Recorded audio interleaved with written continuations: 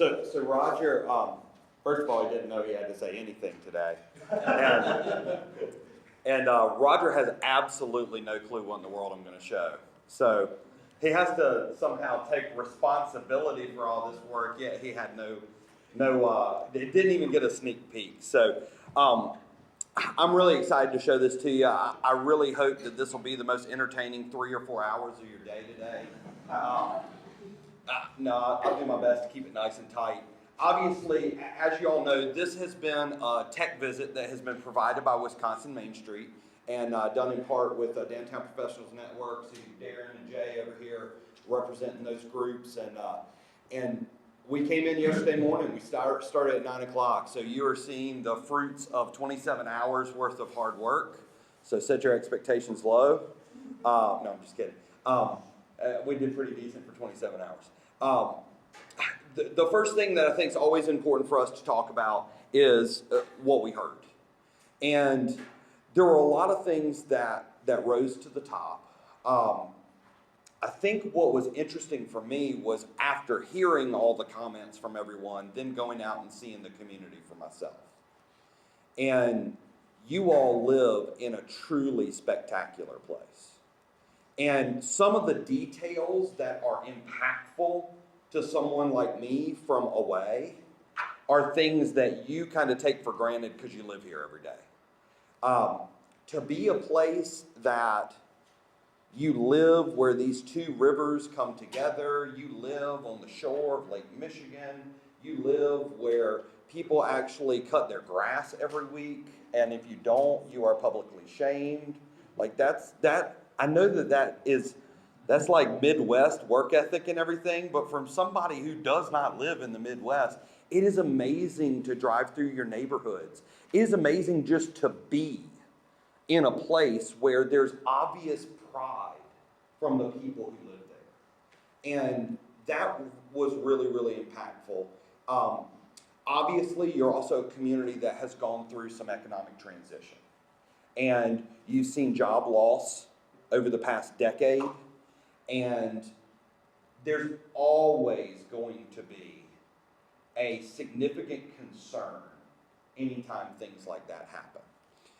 One of the things that I want to talk about, though, is the idea that your job loss isn't actually very different from most other places' job loss.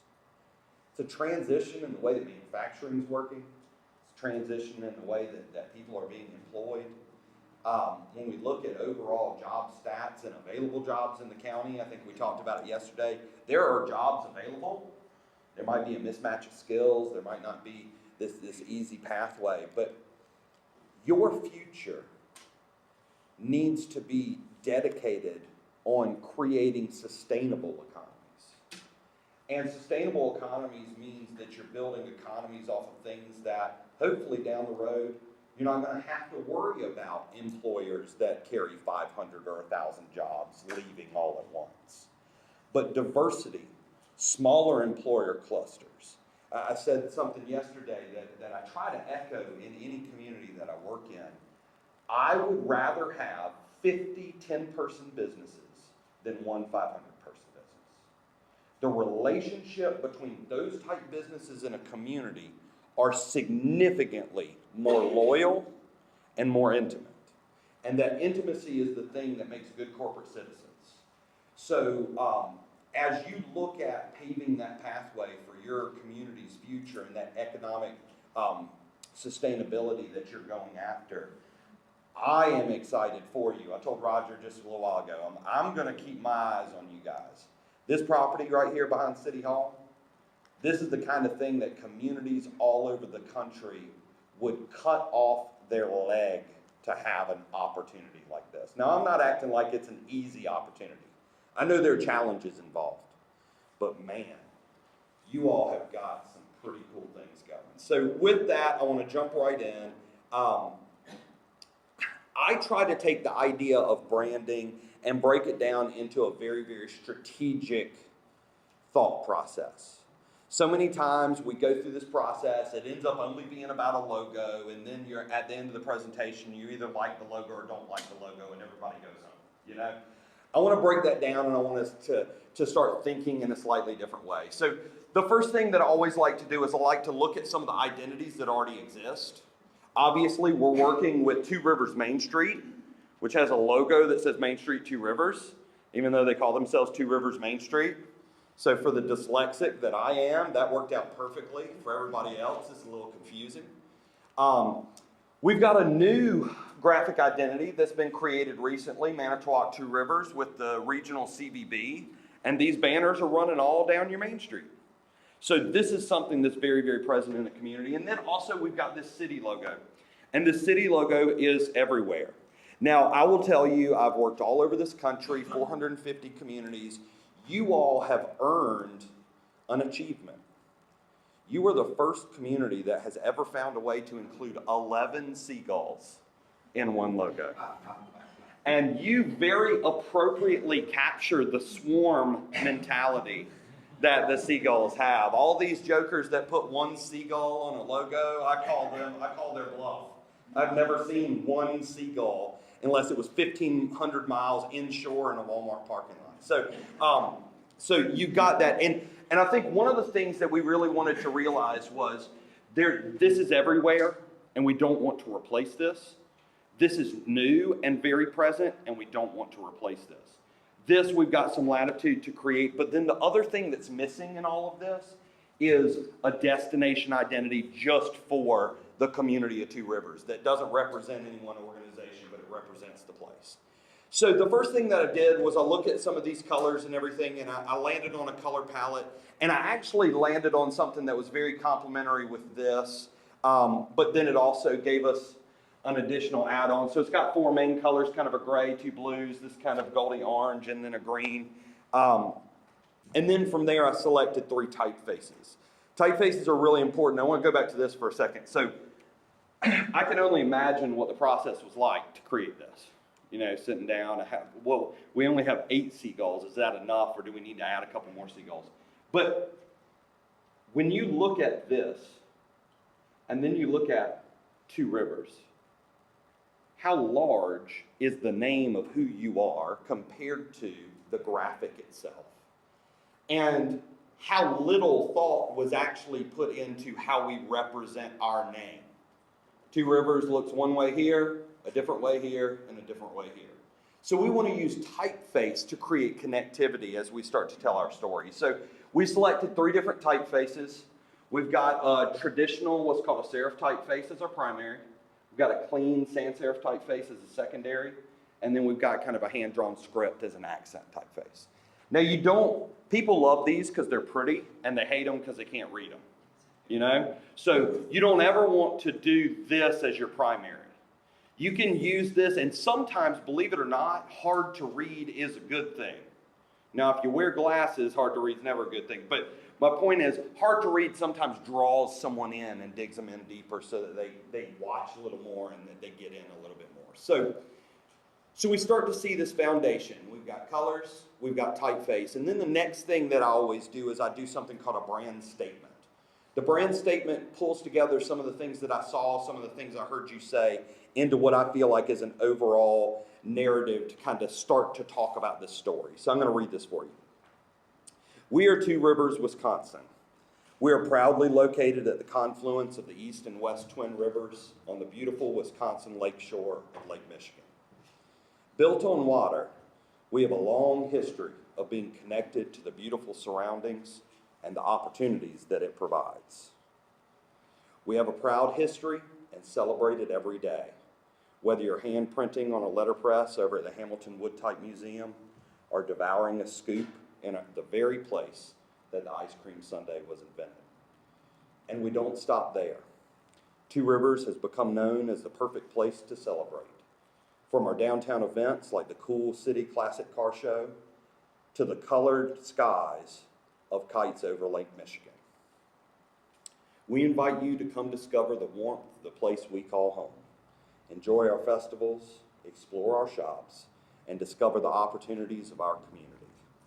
We are Two Rivers, Wisconsin, the coolest way to celebrate the day. So this simple idea of celebrate the day gives us this strategic statement to tie together a couple different concepts. Now, you could say, we invented the Sunday, and that's an important thing to say, but it's also just one part of that. But we can take the idea of Sunday and connect it out to every day. We can take the idea of celebrate and festival, and this idea I shared with some of you yesterday about when we run a downtown and we have these downtown businesses, we throw an event every day. And then also one of the things that that Jay kind of threw out in his somewhat snarky, somewhat sarcastic way, you're also kind of known as Carp Town. And the whole idea of carpe diem, seize the day, carpe diem, so there's this kind of funny opportunity to create a platform to tell this story from a simple 3-word phrase. Again, with the icon, guess what? We could overthink this until it was 6 years long, but you're 2 rivers, and it's just simple. It ties in very stylistically with what we're doing with Manitowoc and 2 Rivers, and guess what? You're represented by 2 pieces of blue. We're trying to create something that's iconic and simple that can work in conjunction with everything else. So the first thing that you do is you make sure that the different systems work and expand.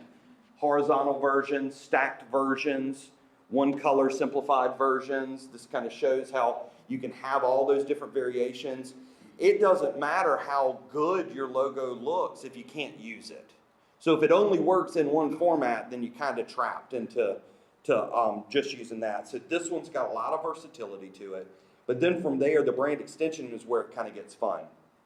So that's a logo that anyone can use. If I'm a business owner, if I'm an event organizer, if I'm an organization in the community. But we also have Main Street. Main Street is a grassroots economic development organization. And they operate off of a 4-point approach. And honestly, I no longer know what those 4 points are. They used to be design, promotion, organization, and economic restructuring. I know it's now called economic vitality, and I know that everything else has 2 words, and I don't remember them, so we'll get that straight. Is it all the same? Okay. Okay, good. So what we did was we wanted to create a variation of the organization identity. Again, simple, clean icon. Believe it or not, if you're a Main Street organization, your logo does not have to be a lamppost or a streetscape. You can act, I always tell people it's kind of like the West Side Story, where you're either the Sharks or the Jets. No, it's not really like that. You want to be able to operate in the economic development arena. One of the things that happens with Main Street organizations so often is because they put on these events, they become known simply as party planners. Party planners do not necessarily get to easily operate in the economic development arena as well. So we want to make sure that we have clean and professional as it denotes that idea of this organization. We've got the 4 different colors in the icon. The 4 colors tie into our 4 committee structure. It just kind of ties everything together. It's a simple way to use it. Now, in addition to that, we can preserve the city logo, but we can tie in the word type. So now, simply adopting that same typeface allows the city to not have to change a single investment that they've made. But moving forward, they can just kind of give a nod to everybody is playing together. So this typeface starts to become connected. Now, in addition to that, you can also do things that allow you to own your stories. I had said yesterday, the last thing in the world that I think your community needs is a logo that has an ice cream sundae on it. Because even though that might work really, really well for a family who has 5 children like mine, who needs somewhere to go send those children so that I don't have to see them for like 6 or 7 minutes, go get an ice cream, we have a lot of other tasks as a community. We have to work on economic development. We have to work on industrial recruitment. We have to work on hard issues, education issues, health issues, all those things. So it is okay to tell that story. And you can have kind of a stylized way to own your stories, but you don't have to put every egg in that basket, okay? So being able to have it as part of your toolbox, but not having it be your entire identity, it is very, very difficult. Like a picture of an ice cream sundae is kind of dictatorial. Like you always end up looking like a kindergarten worksheet. Like it's just the way that it works. So being able to have something that's kind of fun, but then also being able to take that and have clever ways that you can own that story. Life with a cherry on top. You know?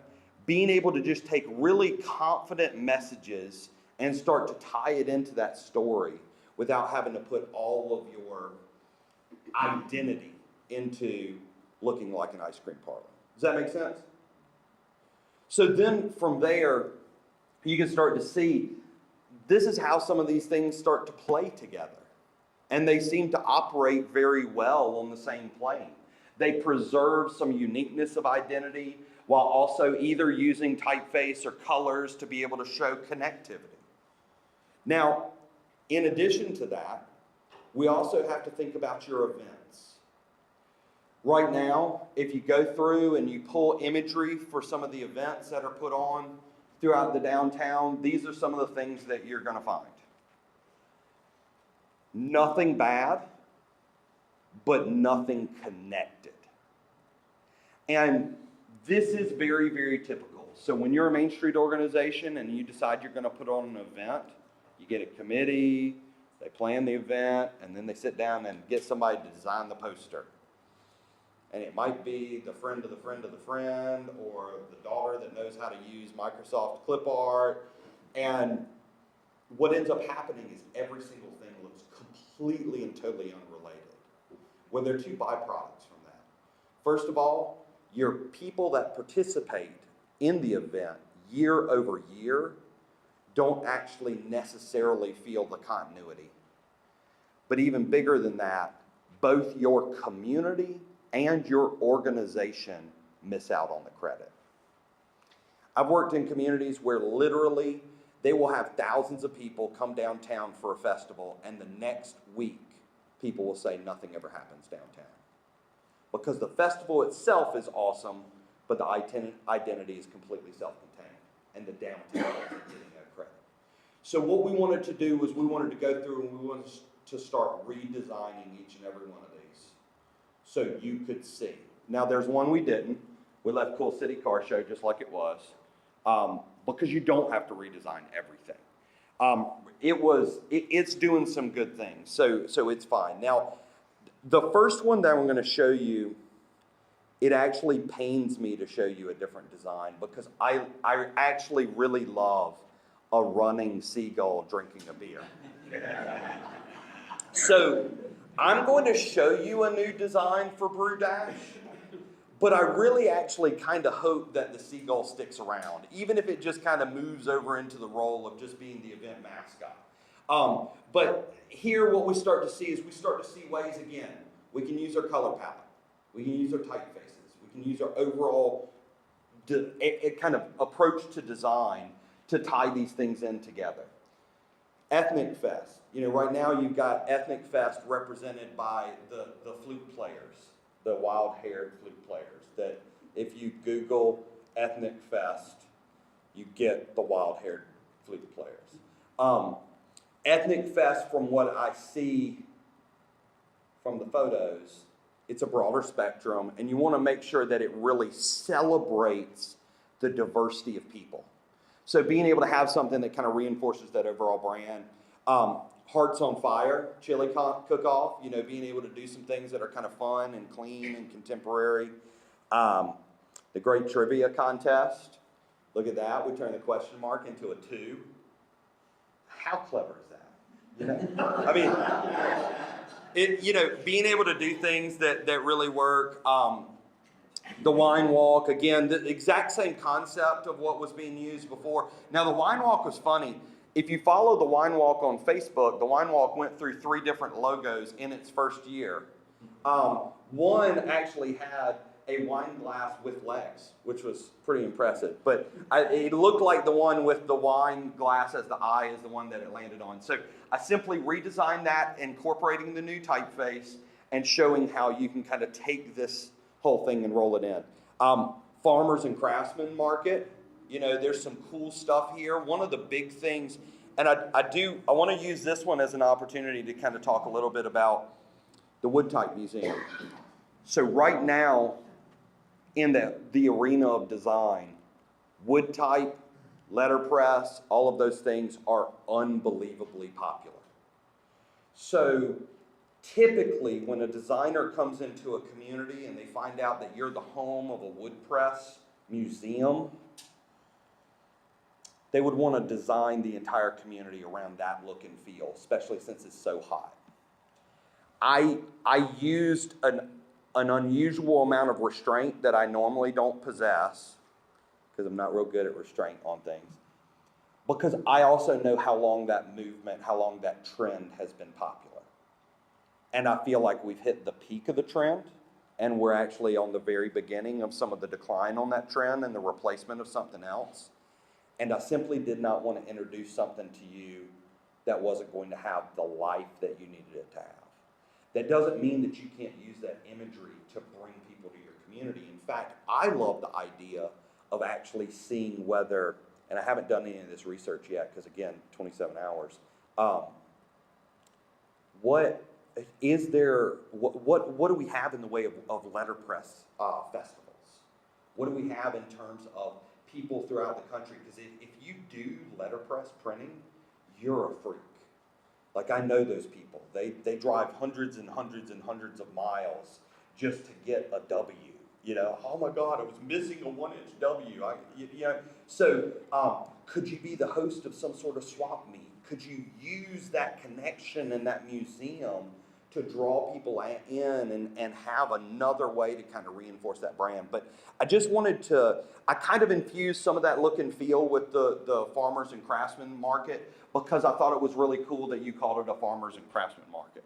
You know, it was not just your traditional farmers market. So now, when you look at those events, even though they're still unique and they have their own unique graphic for each one, they start to feel like a family. The overall look and feel starts to connect things together. Now this next one I did for Jay, because, you know. No, I used this one and also the next one just as the opportunity to say, a lot of times in communities when we talk about branding, we think about everything in a corporate mindset. Strict control, make everything look exactly alike. I hope that you all can take the opportunity to take these graphics, make them available to your business community, and give them the freedom to create things that they can profit from. So if somebody wants to make a shirt that says Carpe Diem, somebody wants to make a really cool coffee cup with, two rivers, it's using the secondary typeface. It's using some of the color. It's all connecting in, but it's got enough latitude for people to make it theirs. And that's okay. You're not a corporation. You're never going to be able to control the message. We would much, much rather have the private sector excited about adopting the tools and using their resources to get the message out than we would maintain the strictest level of control. That's one of the biggest things that people always ask me, oh, what about trademark? Do we need to trademark this? Well, how are you going to prove damages, guys? Like, what? So when another community in Wisconsin decides to name themselves Two Rivers, we'll talk. But up until that point, like, it's kind of interesting. In fact, I just read an article yesterday about how South Bend, Indiana, stole the campaign from Salt Lake City. Same message, same tagline, same layout, same typeface. Stole it. And really the best thing in the world they could do was send a nastygram and then put it online so they were publicly shamed. So being able to have the tools and having the accessibility is really what we're shooting for. In addition, we want to think creatively about every single opportunity to get the word out and get the image out. As you drive through the community, one of the things that we did see is you are now battling with some vacancy downtown. And until we get those spaces filled, we will never have the retail density that we truly want to be able to achieve destination status. So as we're marketing those spaces, there's a huge difference between driving through a downtown and seeing for rent after for rent sign versus owning that message and engaging excited people about being part of something new and different. Marketing the events, it's okay to be sophisticated and funny when you kind of tell the story about the events. So you can see here, this is a poster that I threw together for Wine Walk. Again, you know, wine glass wearing a tennis shoe, so we're still hitting on the same idea the clip art was doing earlier. But it also incorporates that Main Street logo. So that people, when they're seeing this, they're starting to know who's putting things on. And then finally, looking at the advertising message and how to tell the story. So I was blown away at some of the images that I was able to capture in the very short time that I was here. So what I wanted to do was I wanted to create a layout that, again, had momentum, had motion. It incorporates some of that brand color so that, again, this kind of look and feel is going to play very well with regional efforts, but it's also going to be able to be yours. People are real simple when they think rivers, so all you have to do is draw some squiggly lines. Like, you know, you got a lot of things working to your advantage. But then you can also start to see in the advertisements, the headlines, being able to say things like live, work, play, celebrate the day. And I'm dyslexic, and I did this real quick, so there are all kinds of things spelled wrong. That should say a colorful place to celebrate the day. Things are blooming. A historic way. Things are brewing. You can just see, like, it creates a platform for you to pretty easily tell this story and kind of take it and run with it. And literally all these images were taken in like a 4-hour window yesterday. So you've got this really, really fantastic place, and it reads very, very well, and the opportunity is obvious. I mean, when we were standing downtown and just looking at what you have, the combination of the businesses and the architecture and the color, I mean, it really was very, very compelling. Get tied up. I'm so punny. So with that, obviously, that's what I was able to throw together last night. I'd love to open it up for your ideas and your thoughts. Do you see the foundation of how having a system like that to tell your story might be beneficial? And do some of these ideas seem to make sense?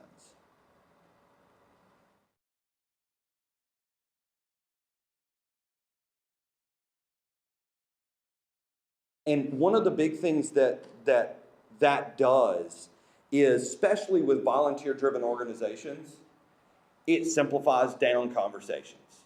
I mean, you got a volunteer committee, and they're now put with the task of not only planning an event and getting volunteers, but figuring out how to market it as well.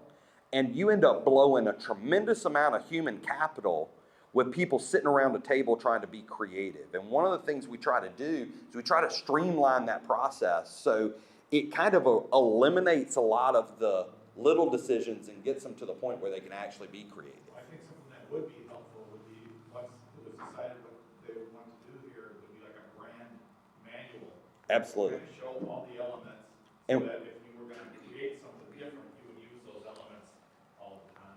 that's such a fantastic idea that we're going to do that for you. We'll create a brand manual. The brand manual is going to define all the typefaces, all the colors. So even if you guys end up taking the recommendations, changing them, adapting them, doing whatever you want to do, you'll still be able to have that base foundation that you can edit and make yours. But it will include all the logo variations. It'll tell you how to use it and how not to use it, how to integrate it into advertising, how to use different file formats. And then it'll also have a thumbnail gallery of all the photos that we took and all the logos. Everything that we created, you now own. It's yours to use free and clear. And that's what's kind of cool about a process like this. A lot of times it's this weird bait and switch where it's like, oh, I like that photo that you took of downtown. Oh, well, if you give us $1,200, you can use it. No, that's not the way it works. So you got all that stuff. I think I ended up with about 60 or so photos that I color corrected, all high res, ready to go. So you would have all InDesign files, Photoshop files, all Yep. those things. Absolutely. And then with the logos themselves, they're all created in Illustrator, and I save those out as an Illustrator, a vector EPS, a vector PDF, and then a PNG and a GIF file. So you've got all those different variations that you would need. Any other thoughts? I love it. I mean, it's so sophisticated. A lot more enticing. Somebody from, out of town sees that. It looks really inviting. And That's how I felt while I was here. And it's just so cool. I think it's just one of those things where it's like, has anybody ever seen the Chevy Chase movie, Funny Farm? See, so they get in this situation where they want to sell their house and they end up paying everybody in their community to try to create the Norman Rockwell picturesque community. I don't know if y'all guys did that the past 2 days while I was here, but it was kind of like every step of the way we had those experiences that just reinforce what kind of community you are. Even when we went to our meeting last night and we ran into the former owner of the restaurant and pub and, getting these history lessons back on the river, back behind the building and, all this kind of stuff. It is such a cool and inviting place. And when you live in a place, you don't realize that. I tell people that when you live in a historic community like yours, it's like owning a classic car. And I told this story the other day and I didn't finish it. I mentioned the '67 Mustang and then I never finished my thought. When I have that car, I know every single thing that's under the paint. I know every spot of Bondo. I remember every time it broke down. I remember every single time that something broke and I had to put money into it. So when I go and look at other people's cars, they are always better looking than mine because I have all the baggage. I have all the background knowledge.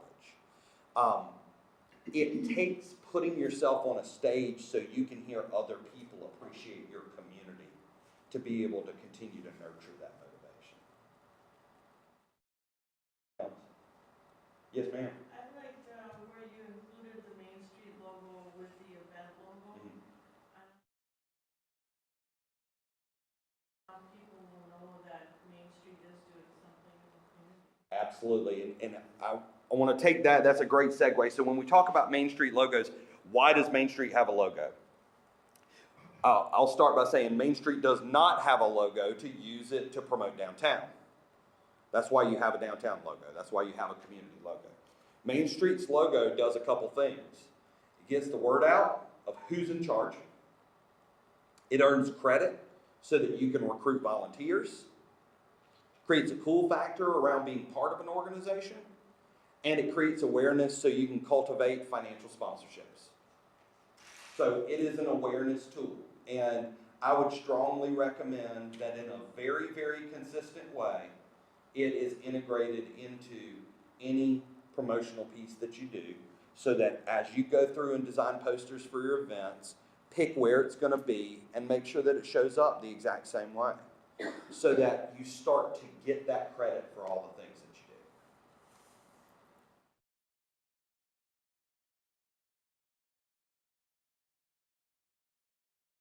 That is true. Awesome. It is awesome. Yeah, I feel like Two Rivers just grew up. it's a good way to put it. I do, I mean, I'm looking at it, like, I feel like we just kind of stepped up and. Well, and I will say this, as you know, I didn't Photoshop anything. I didn't put in renderings of buildings that don't exist or create narratives about events that don't exist.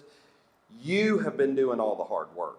You've been doing all the planning. You've been hitting your head up against the wall. I get to come in, make a pretty picture, and it's kind of like spending a year planning a wedding, and then I design the invitation and get all the credit. Because, no, that's not the way it works. Y'all have done the work, and this is your community, and now you just have an easier way to be able to tell that story.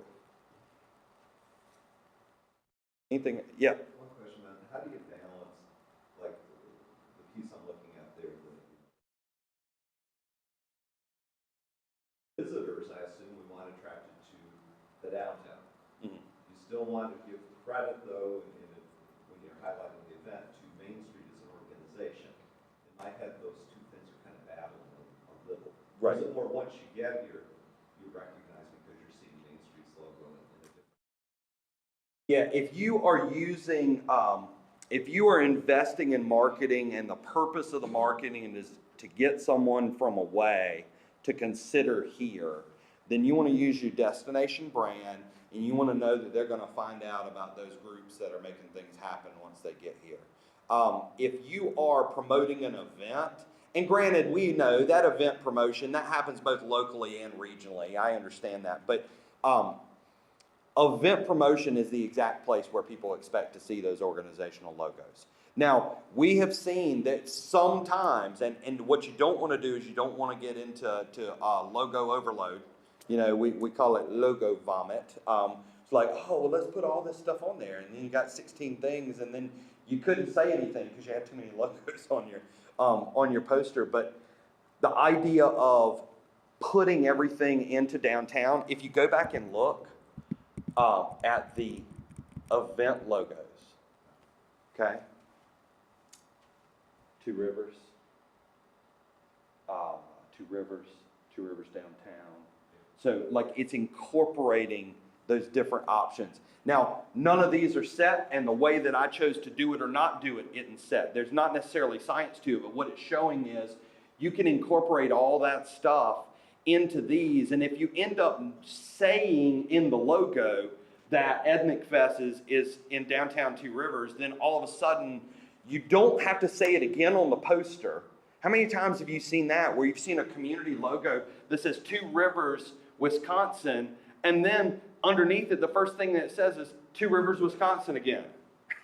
So being able to use those. So what we tried to do with the event logos is incorporate the place as well so that you can comfortably use an event logo and the organization in that event marketing. Sure. Any other questions? Is it a little like drinking out of a fire hose? It's kind of a lot. I think one of the things that's cool about this process is we try to create a foundation that allows you to be productive. So we put the stress on us to create a system that allows you to easily expand. So once you define the colors, once you define the typeface, once you kind of know this kind of latitude with the message, it gives you the opportunity to just kind of take it and run with it. And, you know, realizing that there are these different things that you might say, like the thing about the life with a cherry on top. You know, that's a message that, I mean, it's kind of, I kind of like it, but I couldn't ever use it as an overarching tagline. It's got too much of a little bit of, you know, tongue-in-cheek kind of cutesy factor to it. If you use it confidently, you can get away with it. If you try to put too much behind it, it starts to lose that same impact. So trying to give yourself something extremely confident and extremely simple as your baseline so that you can do things like this. And this is not brand dilution. A lot of people think once you go through a branding process, you get a tagline, that's the only thing you can say. That's not it at all. If you've got a good brand as a community, it means you got the right thing to say at the right time to the right people. And that's not the same message. So, any other questions for me?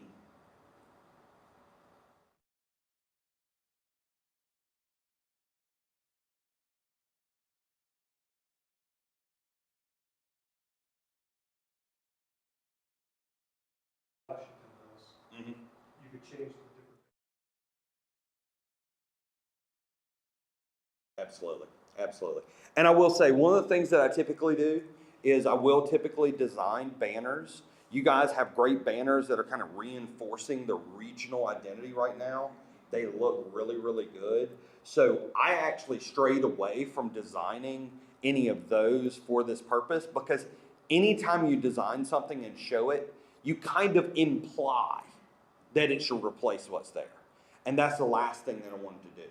But I do think that, especially as we start to move forward and we start to look at the future of the community, the relationship as you feel that magnetic draw with redevelopment potential along the river, you're going to have to start to motivate people to traverse your community and your downtown in a way they're not used to. Because right now your downtown is linear. And it pretty much makes sense. Like you can get on the main street and stay on the main street and maybe venture off one perpendicular to get some ice cream, and that's it.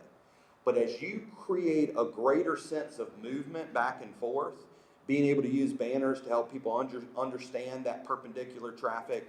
And then in addition, I said this yesterday, and I want to reemphasize it today, and I want to make an offer to Greg because I think that it's important.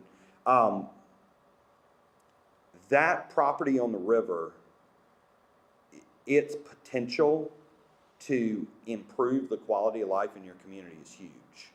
From a person that does not live here and has not played any role in anything that's happened there, I want to share what I think there are a couple requirements about that property.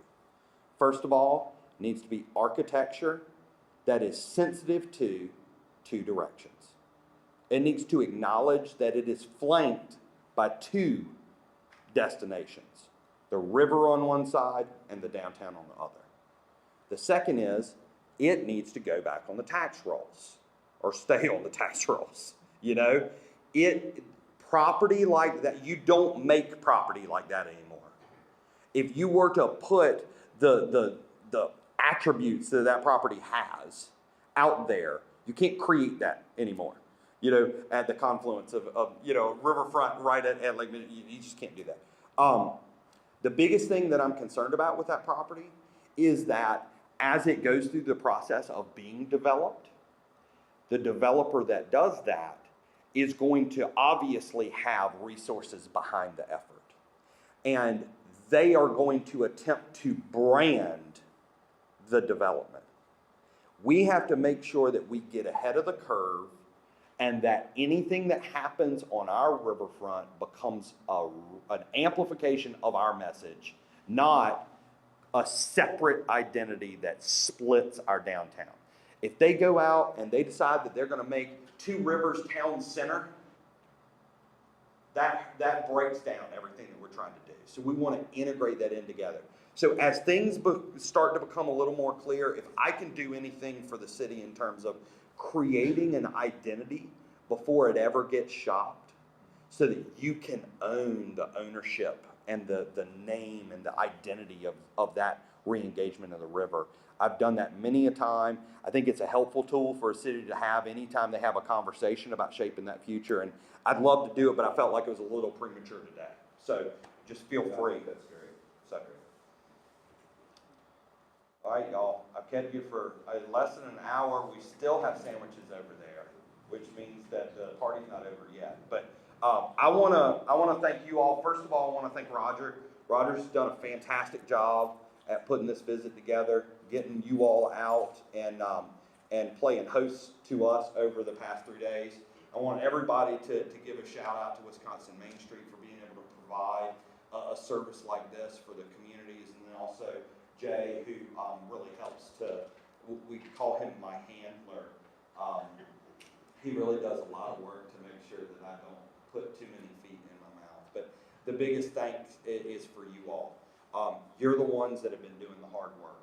You're the ones that make this place so unbelievably warm, so unbelievably inviting, and you also are the ones that make the future of this place so exciting. So thank you for letting me come in. Thank you for giving me the latitude to be able to speak very openly about your community, and thank you for giving me the opportunity to show your community in a way that you've never seen it before, and give enough space that you didn't throw chairs right when the new logo went up. It's, you know, when you see something that you've never seen before, and it's your home, it's unsettling. It's like, wait, I don't know how I feel about this, but that's why we try to do so much. That's why we try to show you the ads and the extensions, so you can start to get comfortable in that and see if it feels like it fits.